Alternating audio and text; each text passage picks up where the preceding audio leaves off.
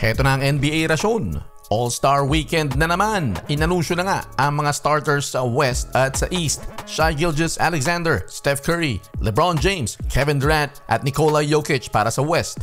Jalen Brunson, Donovan Mitchell, Jason Tatum, Giannis Antetokounmpo at Karl Anthony Towns para sa East. Syempre nandyan na naman ang issue ng mga na-snub. Pero ang isa pang malaking issue mga kabasketball ay yung laging inaabangan ng mga fans kung magiging competitive na ba ang NBA dahil yan ang gustong-gustong mangyari nitong si Adam Silver at syempre ng mga fans din.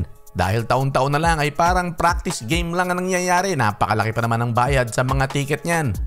Noong nakaraang season, isang player lamang ang nagpa-impress dito kay Dr. J na talagang naglalaro kapag All-Star Game.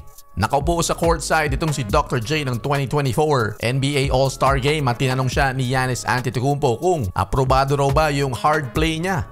At approve na approve naman ito kay Dr. J.